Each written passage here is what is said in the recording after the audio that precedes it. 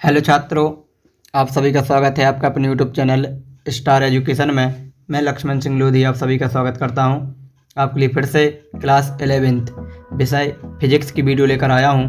आज की वीडियो में हम गुरुत्वाकर्षण से संबंधित बहुविकल्पीय प्रश्नों के बारे में डिस्कस करने वाले हैं। तो यह वीडियो आपके लिए बहुत ही हेल्पफुल होने वाला है, तो वीडियो को शुरू से लेकर अंत तक जरूर देखें। तो आइए चलते हैं वीडियो की ओर और देखते हैं आज का हमारा वीडियो। तो आज की वीडियो में हम गुरुत्वाकर्षण संबंधित जितने भी बहुविकल्पीय प्रश्न बनने वाले हैं उन सभी के बारे में डिस्कस करने वाले हैं। तो आइए देखते हैं आज की हमारी वीडियो का क्वेश्चन नंबर पहला। तो लिखा हुआ है, पहला विकल्प है कि केपलर के द्वितीय नियम के अनुसार सूर्य को किसी ग्रह से मिलाने वाली रेखा समान समय अंतरालों में समान क्षेत्रफल तय करती है। यह परिणाम किसके संरक्षण पर आधारित है? तो यह है कोणीय संवेग। किस पर? कोणीय संवेग संरक्षण पर आधारित है। ठीक, इसके बाद क्वेश्चन नंबर 2। क्वेश्चन नंबर 2 में लिखा है कि ग्रहों की गति से संबंधित केपलर का तृतीय नियम है। तो केपलर का तृतीय नियम है T समानुपाती RQ। ऑप्शन नंबर 3 इसका राइट आंसर हो जाएगा। ठीक, इसके बाद क्वेश्चन नंबर 3।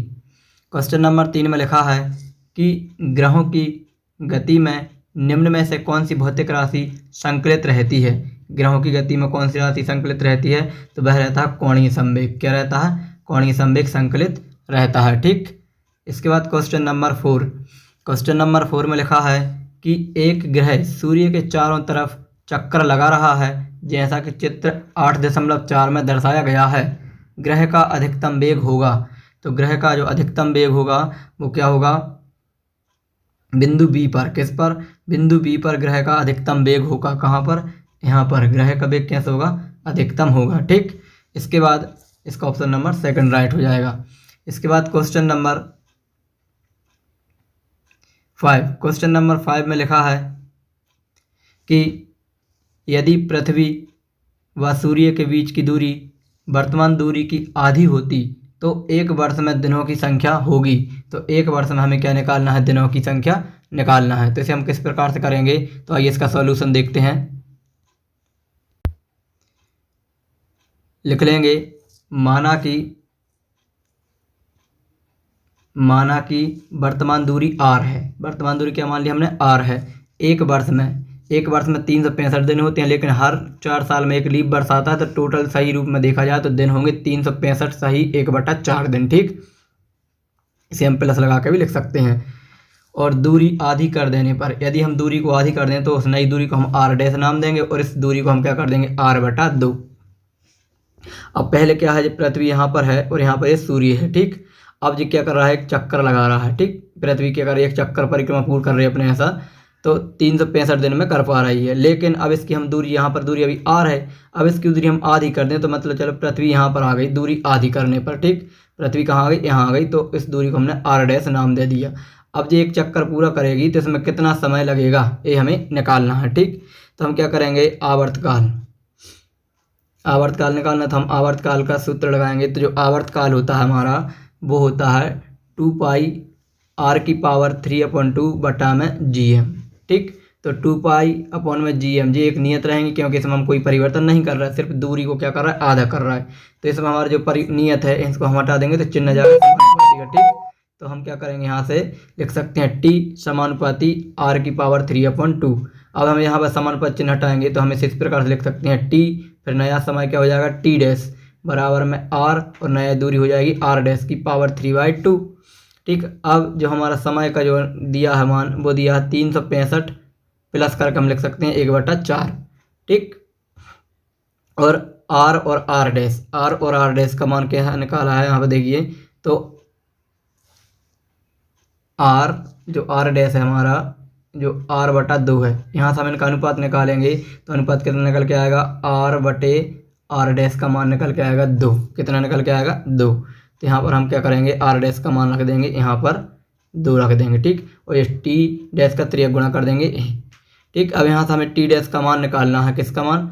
t' का मान निकालना है। तो हम क्या करेंगे? t' कहीं रहेंगे, इसको कहाँ ले जाएंगे? इसके बट्टे में। तो यहाँ लिख दिया। इसका मतलब क्या है? 2/3/2 का मतलब है 2 करनी 2, क्योंकि 2 को 3 बार लिखेंगे 2 × 2 × 2 तो इसका कितना आ जाएगा? 8।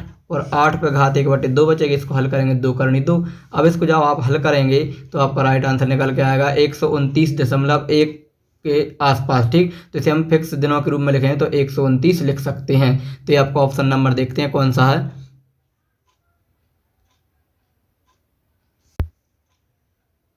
तो ऑप्शन नंबर हमारा सेकंड इसका राइट आंसर हो जाएगा 129 दिन। ठीक, इसके बाद क्वेश्चन नंबर 6। क्वेश्चन नंबर 6 में लिखा है यदि पृथ्वी का द्रव्यमान me तथा त्रिज्या re तो गुरुत्वीय त्वरण g तथा गुरुत्वाकर्षण स्थिरांक g में अनुपात होगा। तो इसका राइट आंसर हो जाएगा आपको ऑप्शन नंबर सेकंड me/re का स्क्वायर, me/re का स्क्वायर। ठीक, इसके बाद क्वेश्चन नंबर 7। क्वेश्चन नंबर 7 में लिखा है कि पृथ्वी की त्रिज्या 6400 किलोमीटर तथा पृथ्वी पर गुरुत्वीय त्वरण 10 मीटर प्रति सेकंड है। यदि h ऊंचाई पर गुरुत्वीय त्वरण 2.5 मीटर प्रति सेकंड स्क्वायर हो तो h का मान ज्ञात कीजिए। ठीक, तो इसके लिए हम क्या करेंगे, डायरेक्ट फार्मूला लगाएंगे। तो हमारा डायरेक्ट फार्मूला हो जाएगा g/g डैश बराबर, देखते चलना अब यहाँ पर g डैश बराबर क्या हो जाएगा, r प्लस h का होल स्क्वायर बटे में r स्क्वायर। ठीक, ये हमारा फॉर्मूला है, यहाँ से हम इसको लिख सकते हैं। अब हम क्या करेंगे, g/g डैश, तो g का मान दिया और g डैश का मान दिया। g का मान कितना दिया है 10 और g डैश का मान कितना दिया है 2.5। तो इसे हम कल हल करेंगे तो 10 में 2.5 का भाग देंगे, कितना निकल कर आएगा 4।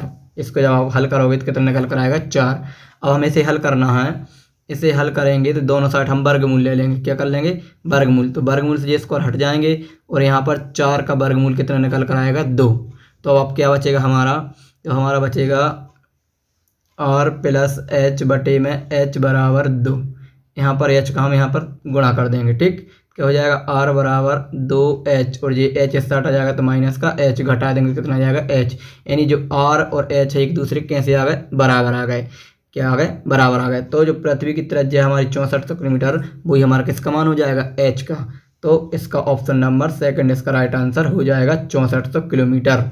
ठीक, ऊंचाई कितनी होगी 6400 किलोमीटर, कब, जब गुरुत्वीय त्वरण इतना होगा। ठीक, इसके बाद क्वेश्चन नंबर 8।